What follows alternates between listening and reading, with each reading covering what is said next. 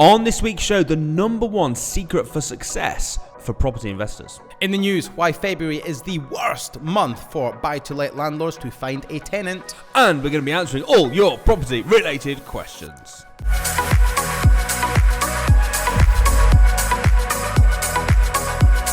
Welcome to the Property Investors Podcast. Thanks so much for tuning in. Make sure you subscribe so you never miss an upload. You can catch us on Apple Podcasts, Spotify, and YouTube. Enjoy this week's show and don't forget to share it with all your friends. Hi, I'm Russell Leeds. I'm Alasdair, Cunningham. And welcome to the Property Investors Podcast. So we've literally just filmed one, so we're filming one again. Don't know why I'm telling you that. But that's why we're wearing the same clothes as what have you been up to since 10 minutes ago? Since 10 minutes ago. Do you know what? I haven't been up to much. Just hungry still. You're still hungry? Just really hungry. I mean, the Big Mac's gone now, so... That's a shame. That's a shame. We need to get that in. Have you done anything of any interest that you worth sharing about your property investor's life in the last week? Yeah, I had a really nice meeting with an investor. We went to... the Ivy. No. We went to a really nice steak restaurant in central London last night. The biggest, juiciest, You're a 28-ounce fillet steak, big chunky chips, peppercorn sauce, some vegetables on the side. Put a bit of weight on. Some nice vegetables on the side, mash. I even had mac and cheese. The meal was to die for. It really, really was. What about you? How's the juice diet going? How much? Yeah, I didn't eat anything. Yeah, of course. But whatever. Yeah. Although I did go. There's a nice steak place. Talking about steak, Scottish steak place right near here. Well, of course it'll be the best place because it's Scottish. And they do like venison and I asked for it rare, and it was very rare. Still mooing. I was worried that I might be ill. Do you know? It's you can have steak tartare, and that's raw. It's where they chop it up really finely, and you can have that and it's raw. So that's as long as it's good quality meat. I mean, you'd have to go to Scotland for the good quality meat. Well, you ain't going to get any in England. It's from Scottish meat. Scottish meat. Oh, okay, Scottish meat, of course. Yeah, of course. Scottish meat's the best. Isn't that right, girls? Oh my goodness! And on that note, let's get started with the show. Okay, so this week we okay, so on that, we'll move on. We'll move on with the show. Always trust me to lower the tone. Oh, yeah, of course. So I thought what we'd do this week is obviously we're both property investors. Yeah. I'm obviously successful. You're a property investor as well. Okay. And I thought we'd look at what were the top tips. If you had to give one tip for being successful as a property investor, what would it be? Shoot. No time to think about it. You should go. Pick your partners carefully.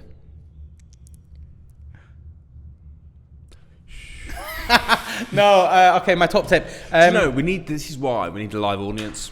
When you said that, they'd have been howling with laughter. They'd been laughing. Tears falling down their face. I watched the blooper show the other day where I brilliant. said, do you remember we were talking, I was doing role play with the guy in the audience about lease options. I do. And he said, well, why would somebody do it? And I went into role play, and this was role play, okay?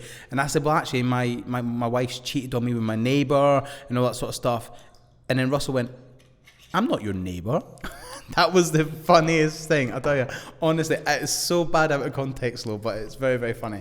Okay, the number one tip to success. I would say, number one tip is always be educating. Always be teaching yourself and educating. And I think...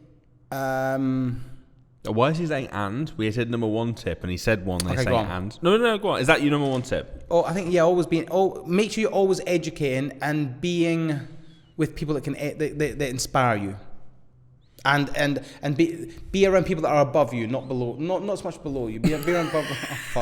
Be with people that can communicate. I can't even communicate anymore. What the hell's going on? Be around people that you aspire to be like.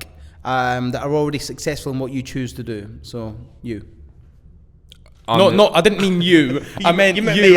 You're like, oh, really? I'm sweet. Like, thanks, man. That's what you're around me. I'm like, this is where I'm going wrong. Why did I pick you to the show with? Because you love me. He's fighting against himself here. I meant you, as in you. What's your biggest tip?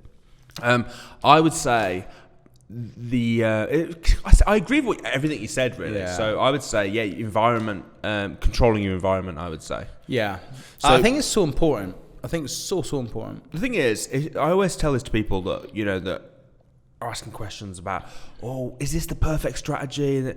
Well, this is a strategy that works, Yeah. but you're part of the equation. Yeah, of course you are. So the question is, the one thing that's going to stop you, we talked last week about rent-to-rents and deal sourcing, and it all works really well. You know, we run programs where we go, this is the step-by-step guide to make this work. If you do this, but it is a question of if you do this. Yeah. It's like you can go to the best gym membership in the world, or best gym in the world, the best gym membership, you can get the best nutrition, but if you don't do it, we used to say all the time. You're sparkling water? Yes, of course you can. You can go to you can join the gym, but if you don't go, you'll never be slim. Yeah. When do you say that all the time? No, I don't. Simon used to say it. You can join the gym, but if you don't go, you'll never be slim. It's a nice little rhyme, isn't it? Yeah, it's brass. But it's like anything, isn't it? Like we train people. Why are some people more successful than others? Why do some people come to a training event, not just any training event? Why do some people go and never do anything? Why do other people go and fly and excel? Do you believe anyone can be successful? 100%. I do too. I believe anybody. I don't care where you're from. I don't care what your background is. I don't care what your credit report says. I don't care what your current debt situation is. I believe anybody has the ability to turn their life around and to make a success of their life. How you define that success is very different. So to some people, success might be a monetary thing. To other people, it might be standing on a stage and putting themselves out there and just saying, do you know what? I'm scared of being around people. I'm nervous. I suffer from anxiety. I can't put myself on stage. Now, a lot of things we've done recently, maybe I don't know if Adam can show this clip, but we've done it recently at Rent to Rent Revolution. We had two people, when I asked for questions or when I asked for just audience feedback, audience share, there was, for instance, Ella Attrell, she stood up and she goes, she suffers a lot with anxiety. And even like going into estate agents is quite hard for her. So I asked permission to coach her and I asked permission to help her. And I invited her up on stage. She's never done that before. She's never spoke on stage in front of a lot of people. So I just asked her to up on stage in a controlled environment where you're in a supportive learning environment to just share her story and share her why she's there. And even that alone, that might be a success to her. That might be the success for that event. But some people might measure success as, and I want to come away with making the money or making the knowledge. But to her, that might be the success. We had another guy called Dave. Same thing. He on one of the evenings we have an open bar and we have like a networking event, things like that. I was chatting to him in the bar that evening. We're just having a chat, and he was explaining to me about how he's reasonably successful. He's quite successful in business. He's previously employed a lot of people. And he's been head of a large company, but he really struggles with what people think about him. He really struggles with it, and he struggles with that worrying about what people think. So I invited him to do, we do welcome backs. Whenever we come back into a room, we always do a welcome back session. I invited him. I didn't tell him what I was going to get him to do. I just said, look, Dave, I says, I'm very happy to help you get over that, because I was given the help a couple of years ago because I was in the same situation, and I'd love to give that to you. I says, but I'm not going to tell you what it is, but I want you to come to the room tomorrow morning at 10 to 9. So I want you to get there 10 minutes early, and then I'll have a talk with you. So we got on there at 10 to 9, and literally he come in the room and I said, look, are you ready to learn? Are you ready to step out your comfort zone? And are you ready to let me just help you? And he said, yeah. And I said, good answer, because I've learned, and I know you have, just say yes to stuff. And when you say yes, you grow. Or you gain money, you gain financials, whatever. But when you start saying yes to stuff in life, things happen. So he said yes. So I'm like, great, Sanj, mic him up. So we threw a head mic on him, got him ready, and we said, right, good, you're going to be doing the welcome back. And he was like, whoa, no. He suddenly got all nervous, and he was shaking, he got really nervous. You know how hard it is to do sometimes. It's a very big ask. And he was outside the room. He was getting a little bit of coaching while I went on and just got everyone back in the room, and I got everyone to a position where they were ready, and I got him to do the welcome back. He absolutely loved it, and it for him, that might be the thing that's stopping him go to the next level. Just that whole caring about what people think. Because do you care what people think of you? I think everyone does to a point. To a point where you're going to let it stop you. No. But have you always been like that? No. Okay, no, neither have I. I've always cared what people think of me. And the reality is, when you're around the right people, in the right environment, it doesn't matter because people love you and support you. Well, that's what I was talking about environment. That's one of the things that I love most about the training that we do. And I feel this being at the events as well, but being around positive people, being around people that want to achieve, being around people that want to win, because the whole world, the whole system is all designed around negativity. Of course it is. Negativity sells. You know, the negative. The people listen to the news just when they wake up and just when they go to bed, and it's like, let's take the worst things that have happened across the entire world over the last 24 hours, and we'll cram it into a little pill that we're going to give people. Like, why would you want to take that negativity? Why would you want to wake up and start your day with that? Why would you want to go to bed and fill your mind with that? Innit? It is. And being around positive people, like for me, on like Facebook, because obviously everyone goes on Facebook, but if I have anyone that posts negative stuff, I just like unfollow them. Same as. I do the same. Like, there's a lot of people. There's a lot going around recently about like animals in China and things like that, and the it's not coming from a bad place. No, but why would they post that stuff? It's like, look at how terrible this is. I don't want that stuff in my mind. I don't want it polluting my mind. Yeah, I agree. I don't want it polluting my mind. I would rather somebody puts an inspirational quote up, or somebody puts a bit of success up, and yes, they'll get criticised. Oh, you're being corny. So freaking what? I'd rather they're being corny than posting negative crap and posting just the thing is, mind destroying crap. We know that it influences people, because if it's our children, we'd be like, no, don't show them that on TV. No, don't hang around with that. You know, we talk about our teenagers, hanging around with a bad crowd. Yeah. But when it's us, we're like, but we can handle it. You know, we can hang around with losers. Jim Rohn says, doesn't he? You are the sum of the 5 people you spend the most time with. So 100%. For me, I would say, if you want to be successful, start going to places where successful people go. Start becoming friends with successful people. Obviously, you've got to click with them as well. You don't just go like, oh, well, they're successful, so I'm going to be their best friend if they're a knob. Like I'm not your best friend, you know, because I know, even though you're successful, do you know what I mean? Because I know you and we don't click. But you're such a goofbag. Right, okay. No, but do you know what I mean? Though you've got to click. What he was saying yesterday. He was going, please be my friend. friend. Property friend. Oh, that's so funny. Do you know, this is why I love the events. Like, tomorrow, I'm going to Deal Selling Masterclass. I'm running the Deal Selling Masterclass for 3 days.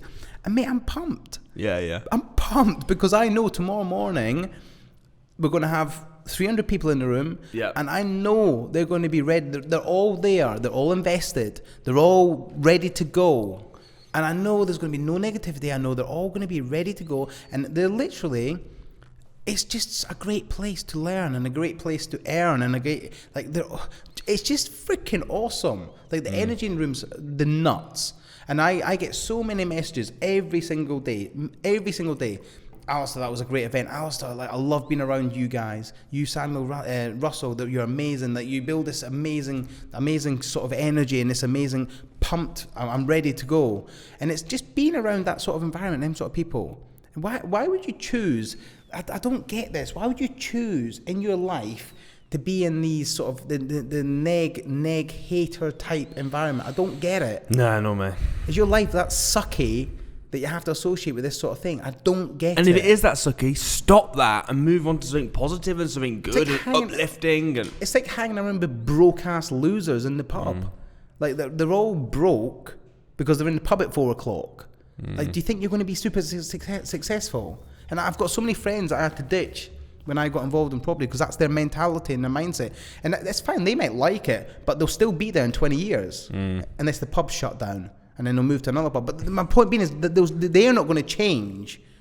The only thing that can change is you can change. You can take yourself out of that environment. You can put yourself in a good environment. Well, someone quoted on my LinkedIn the other day, I thought it was a great quote. They said, you can't change the people around you, but you can change the people around you.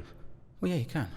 It's good. It's great. It's a great quote. It's very, very true. I love the Henry Ford quote, which says, if you believe you can, or if you believe you cannot, either way you're right. And I think that's so prevalent. I've never understood why you run a training event and some people come and never do anything, and some people come and they absolutely excel. I've never understood that.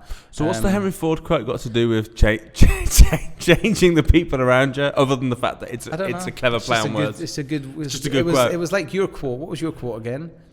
My quote was, if you can't change people around you, but you can change people around you. Yeah, I do like that. But there's nothing like the There's quote. nothing, but I just like a nice. You just quote. wanted to share the quote. Yeah. I've got, and See, I'm sharing positivity. Like, we're sharing positive quotes here. And I'm being negative about it. No, you're not. You're not being negative about it. It's like you're being negative with a smile. It's like stabbing you in the chest while looking at you. It's like do you remember? I do remember. Do you remember the quote? Do you remember what that was about? Who was that? I do remember who it was about, but I can't remember who said it. It's like I can remember who said it. We can't share it. Can't share it, no. It's like smiling while stabbing you in the chest. Yeah. Wow. That's funny. Anyway, environment. Get a good environment. Be around the right people. Associate yourself with successful people who you want to aspire to. Yeah. Who you want to learn from. Who's already paved the way in the industry. Who's doing it. And don't be naive and think that you're not affected. Because if you think about it, right, just look at cultures. Yeah. If you lived... I don't know how long ago, but do you know when like a few hundred years ago when they used to hang people in the street and they used to go along and watch it for entertainment? Mm-hmm. Right now we look at that and we'd be like, oh, that's just like savage, horrific, terrible. But if you lived back then, you would have done it. Not sure. Why are you not sure everyone did it? Yeah, but just because everyone done it, I'm not a sheep. Yeah, like, you are a sheep. That's the point. That's why the environment is so strong. Maybe. Look at the way you dress. If you lived years ago, you'd have dressed the way they dressed. If you lived in India, you wouldn't wear that outfit. Yeah, you're right. I wouldn't. You'd just wear what they wear. Interestingly, I was in India last month, and I wore that outfit. I wore this outfit. No, I was in India, but I got dressed up one night. And you've done it, haven't you, with the headdress and all that sort of stuff? Yeah. I did. Done it one night. But what I'm saying is, you're affected by the people around you. You like accents. We even talk like the people around us. I hope I don't start sounding like you. Well, probably not, because you're so inbred in your... So inbred? Come on. Oh, man. With your Scottish accent. Hopefully you'll start sounding Scottish. Well, maybe. That would be interesting. Remember, you need to be careful about the Scottish, because you come to Scotland next month. Not anymore. Oh, you're not coming anymore after all the insults about the skirt. Come on, man. That was last week. But I'm right, though. Yeah, you're 100% right. It's the same as, stuff's acceptable. And so we go through times in history where certain stuff's acceptable. Mm-hmm. There's probably stuff that we do today that we think's normal that people will look back on in a few hundred years and be like, oh man, they were terrible. Yeah. Like that stuff that's going on in the world that we just turn a blind eye to or accept, because that's you just what? Nothing. Go on. Have you got an example? No. Just go. Keep going. Go on. No, I can't. I've got nothing else to say. I was just going to ask you what you thought about that. No, I agree with you. I completely agree with you. What was the topic? You're very influenced by people around you. 100%. You're very influenced by people around you. Like, so when I'm around you, I just can't help being happy. Like, you just make me laugh so much. And it's a good thing, because it's positivity and it makes you feel good. So there you go. Well, we'll leave it on that. I like that quote. Bombshell. Right, it's now time for this.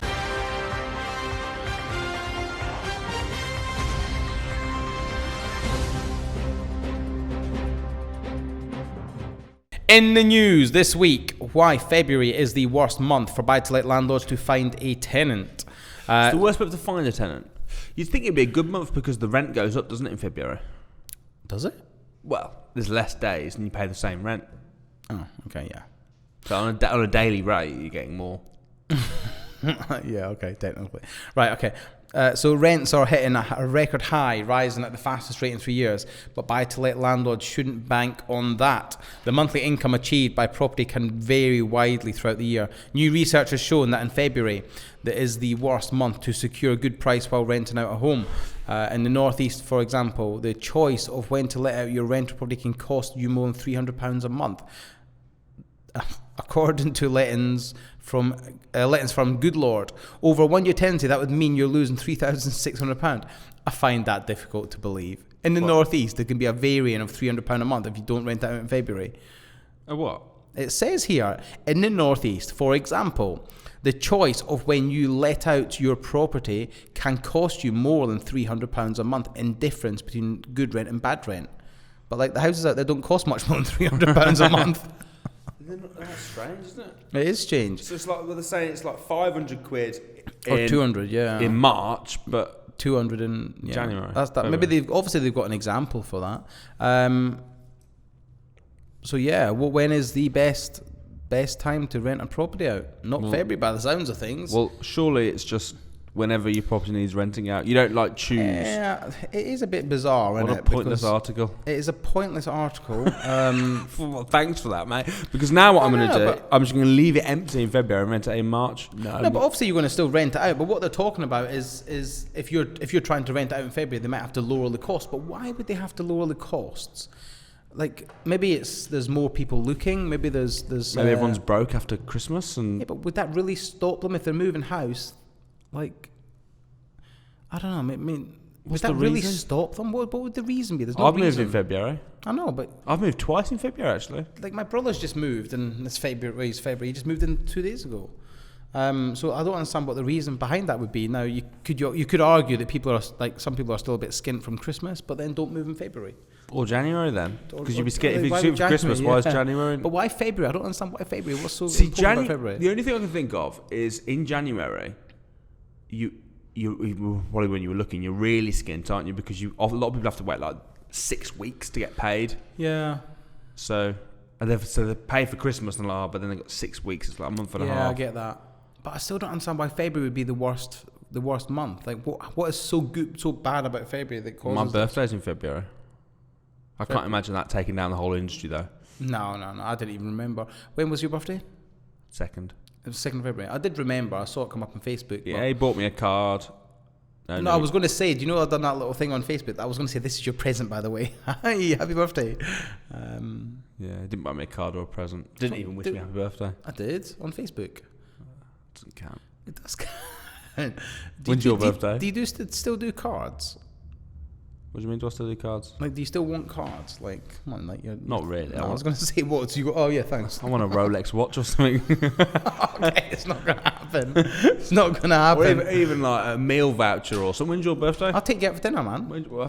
Screw you. You know I can't I'll eat. take you out for a nice... Take me out for a grand Big Mac. Take you out for a grand Big Mac and a nice steak. So we can go now if you want. Should we go now? I'll take you up on that next week. I'll take you out for dinner. I'll take you and Anne out for dinner. Oh, thank you, mate. From the heart, that is. It's nice when someone gives you a thoughtful gift, isn't it? I remember. When's your birthday?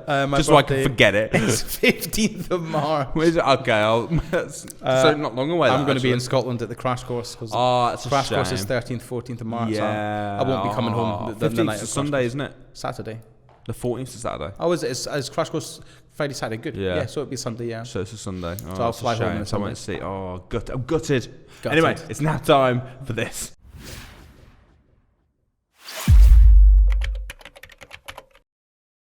Okay, so in the news this week, we've had a couple of questions come through. So the first question is from Edwin Lee.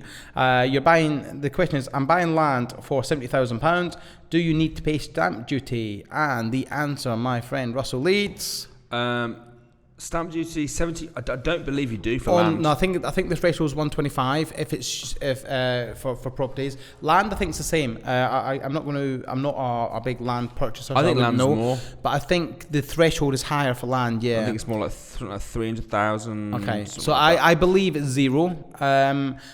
Speak to a good property solicitor about that, and like they'll tell also, you. it depends on your circumstances. Are you a first time buyer or are you a second time buyer? What are you buying it for? All that sort. So are you buying it on your own and then are they? So I believe it's zero. You believe it's zero, but just get that confirmed by the solicitor who's handling the conveyancing of the property or the land. The other thing that you could do, you can search online and just put like stamp duty calculator in. I've done that a few times, and you can have a look at it by there. Because like you say about the solicitor, sometimes the solicitors might tell you wrongly. There's sometimes loopholes around it. It did happen with me. Tell that story. What happened? So solicitor told me I had to pay a certain amount of stamp duty. It's about 100 grand. Mm-hmm. I thought they were wrong because of there's rules. I think it was multiple dwelling relief in this case, and I thought shouldn't this apply for that? And they said no. I thought they were wrong. Went to another solicitor, more specialist. This was just a normal solicitor. Went to a more specialist solicitor. They said, no, you are right. They're wrong. And it was actually a lot cheap. I think it turned out being about 7 grand. So if I'd have just listened to the solicitor, I'd have paid it and spent £93,000 more than I needed Then you have to. So. Okay, so we've got another question, and this is again on Property Investors with Simon Leeds Facebook Live that I done earlier. Interestingly, I've just looked back at that video I done. I look rough as anything in that video. Like, well, I was just saying to you, I think if we got a picture of that, Adam, I think it'd be worth putting it up. But I think you look like an old member of a boy band. So do you know, like one of those boy bands where they still try and gel their hair and they still have the fake tan, but now they're like 45 and they look past 45? I'm not 45, dude. 47? I'm 36. Are you really? No, I'm 37. 37. Sorry, yeah. But that's kind of what you look like on there. It was the light. The light was terrible because I was in my car. My car was actually getting washed. You look really different. It just doesn't look like you. I look rough, mate. I look rough as. But I the think light. you look better. They look better. You look better there than you do in real life. The light's terrible. Anyway, next question from Kyle James. The question is, can I come to your offices for a day and shadow someone doing the numbers, as it's something I'm interested in and how to get to good deals with good ROI? Great videos. You two crack me up, especially Russell with his Scottish skirt banter.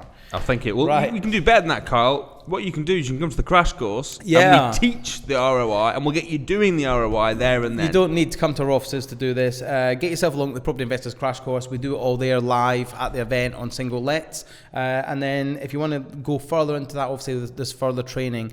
But understanding the ROI and the numbers is very, very important. It's where most people go wrong. Certainly from a deal sourcing point of view, most people go wrong with their numbers. And it's really, really, really, really, really important to get your numbers as accurate as possible. So get yourself along to Property Investors Crash Course with Samuel Leeds. We'll put a link below. Just click on it, get yourself joined. It's free to attend. There's no commitment at all. Just come along, play full out, go with it, and just learn as much as you can over 2 days. For sure. Any more questions on here? There's not another question, but someone spelled your name wrong. They put Alasdair. Yeah. And then someone else has gone on and said it's Alasdair, Alasdair Scottish. And then you've gone on and said Alasdair is Scottish for big-hearted masculine stallion. Yeah. Okay, so go back. Okay, so Ella put hello there, Alasdair, and Darren corrected us in Alasdair, and then Ella come back, put damn autocorrect, sorry, Alasdair, and then Darren put Alasdair is French for the stairs. Alasdair is Scottish for Alasdair. The way you're reading this sounds like a 16-year-old girl. And then they've said to me, and then I said to them. I know. Yeah. And then I put back, Alasdair, actually, you're both wrong, because it actually stands for big Scottish, big-hearted, masculine stallion. It's a joke. Obviously, that's past you. That's like tumbleweed. Go on, innit? So does it really mean big-hearted masculine stallion? No, I don't know what it means.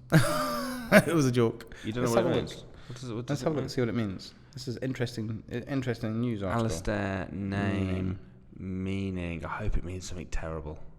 You're such a douchebag. It means Gaelic baby. The name Alasdair is a Gaelic baby's name. In Gaelic baby's name, the meaning of the name Alasdair, a Scottish Gaelic from the Greek meaning of defender of man. So I'm a defender, bro. I'll defend you when you're scared to walk home in the dark. Don't worry. I'll look after you. What about women? Just defend women? Yeah. It says man. Yeah, I know it says man, but I'm a look, big-hearted stallion. Big-hearted stallion. Don't worry. I'll walk you home tonight. I know it's dark outside. Thank you. You can give me a lift, actually. No, because I haven't got my car. What? Why? I walk. I got the train. Dude, I've got to... And on that terrible disappointment, it's time to end. We will see you next week. Do not forget to subscribe back same time, same channel. See you next week. See you guys.